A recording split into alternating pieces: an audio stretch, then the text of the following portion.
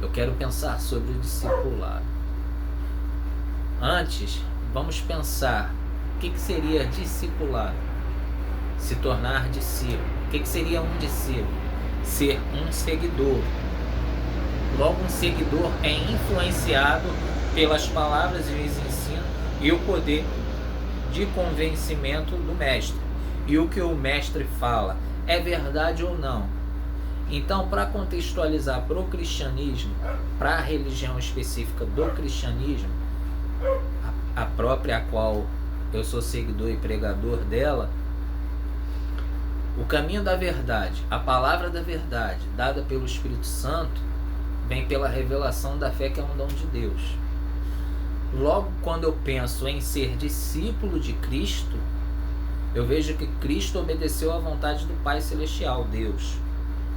Uma religião que acredita somente em um Deus, conhecida como religião monoteísta. Então, discipulado, aula de discipulado, você vê um monte de cristãos, um monte de evangélicos, dentro de igrejas, dentro de templos, cultuando a Deus, buscando a Deus. Você ouve eles falar sobre santificação, sobre arrependimento, sobre a pregação da palavra. Ah, aquele ali é um bom sermão. E isso é um alimento para o cristão. Porque sem a palavra de Deus, sem o estudo da palavra de Deus, ninguém consegue permanecer cristão. Antes eu quero abrir uma parêntese, que é muito importante tomarmos cuidado com o que é algo que acontece hoje. Muitas pessoas se colocam a pegar um monte de jovens, a pegar um monte de novos convertidos, um monte de pessoas que entregaram suas vidas a Jesus agora, nem foram batizados ainda, e começa a receber promoções e começa a receber responsabilidade. Uns acabaram até de ser batizado agora, mas é recém-cristão, é um recém-cristão. A Bíblia chegava a chamar até dos neófitos da fé.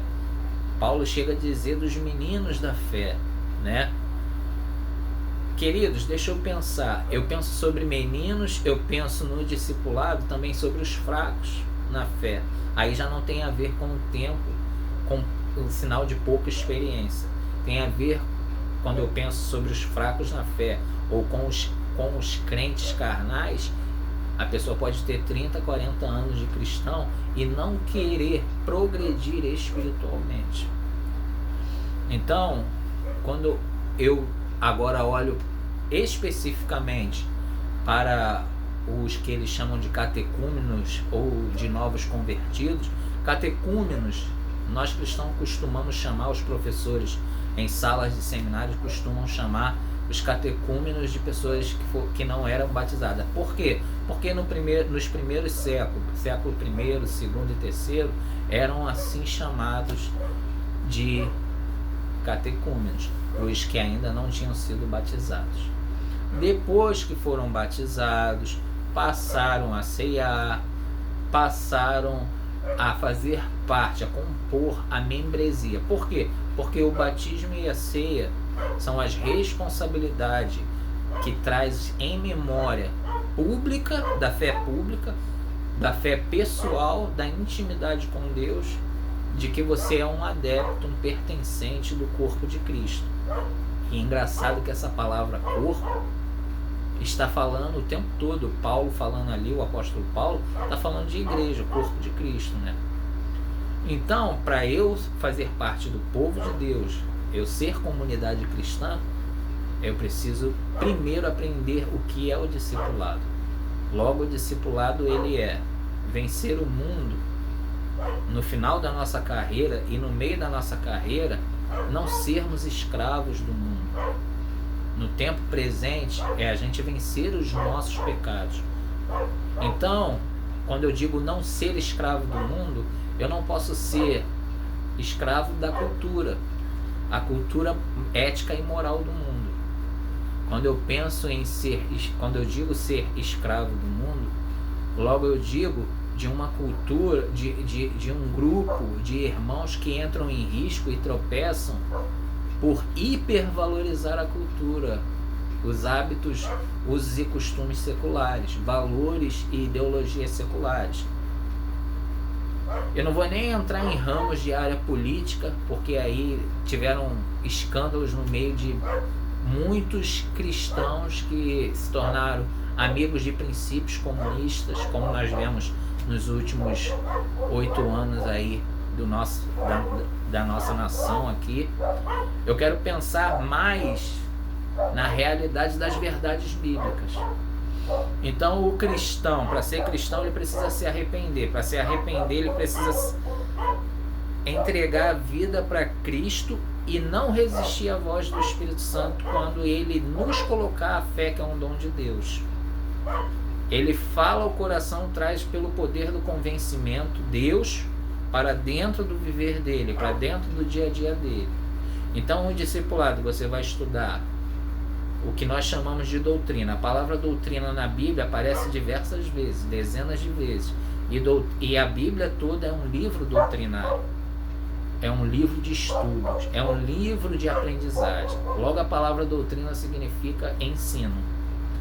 Jesus disse: eu sou a sã doutrina, ou seja, o santo ensinamento. Jesus é o santo ensinamento, o ensinamento irrepreensível, a total sabedoria de ensino, a total verdade digna de toda credibilidade e aceitação. Jesus é a sã doutrina.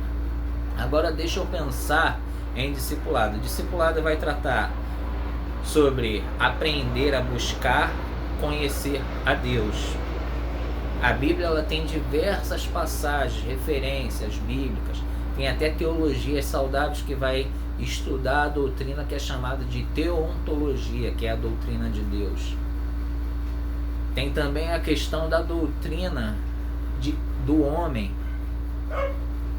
que é a antropologia. Diferente da secular, a antropologia bíblica, ela vai tratar justamente da doutrina do homem mediante aquele que o criou, a forma que ele deve viver diante daquele que o criou, a forma que ele deve se comportar e conversar com aquele que o criou. Quando estudamos Deus, sabemos nós, ele é onisciente, onipresente, onipotente. Nisso ele pode, sendo onisciente, ele tem sabedoria para criar todas as coisas. Ele tem todo o poder também para poder fazer tudo o que quer. Fazer a vida, tirar a vida, interromper vidas. Ele tem poder para vencer todo o mal e etc. Quando eu penso em onisciente, onipotente, eu penso logo em onipresente. Por ser onipresente, ele está presente, assistindo, monitorando todos os corações. Onipresente, ele está em todos os lugares, não precisa de tempo e espaço. Ele não é submisso ao tempo para poder eu falar com ele aqui do Brasil e depois ele correr para alguém lá no Japão para ouvir a oração de alguém no Japão. Ao mesmo tempo ele ouve a todos aqui na terra e ao mesmo tempo ele ouve a todos no céu. No caso os anjos, né? Aí entra dentro dos milhares de anjos ou bilhares, né? As legiões, mais de 12 legiões que Jesus trouxe. Ele não deu uma precisão numérica, mas ele disse 12 agrupamentos de exércitos de anjos no céu. Agora vamos voltar lá. Quando eu penso em discipulado, logo eu penso em a gente colocar a nossa vida, os nossos pensamentos em devoção a Deus. Então eu vou estudar o Deus que pode tudo, o Deus que sabe tudo, que está presente em todas as situações da minha vida, em todas as minhas necessidades, porque Ele pode tudo, tem todo o poder, porque Ele sabe tudo e porque Ele está em todos os lugares.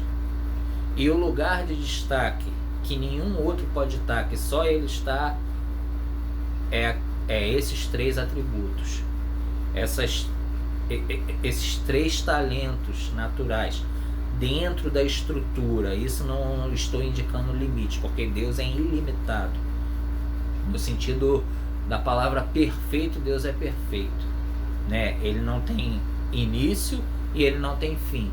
Então, logo quando eu penso em Deus, eu penso Ele num ser todo poderoso, todo sábio e que pode estar em todas as gerações, nunca vai envelhecer, nunca vai se acabar, nunca vai sair, como o pessoal chama de moda. Ele nunca vai ser entediante, nunca, Deus nunca vai ser entediante. Pode perceber que a palavra dele vão passar os céus e a terra, como disse o próprio Salvador Jesus, mas as palavras de Jesus não haveriam de passar. Por quê? Porque o Espírito Santo está presente. Lá em Gênesis aparece o Espírito Santo colocando ordem sobre o caos, pairando sobre as águas. Ali ele estava organizando e mantendo pela lei naturais, preparando para trazer o equilíbrio no caos. Isso no princípio das coisas. No final das coisas está o Espírito Santo consertando a moralidade de seres que se tornaram pecadores, eu e você. Como? Testemunhando de Jesus Cristo. Então, nós vamos no discipulado aprender a se submeter a Deus no ensinamento de Deus. Quando eu vou aprender sobre ser homem, eu também vou aprender a me comportar diante de Deus, a como ser adorador, como ser um cristão genuíno, como me dedicar e me devocionar a esse Deus e a sua santa e poderosa palavra. Pensando nisso, a palavra de Deus promovida, expressa, revelada e prática está na pessoa do próprio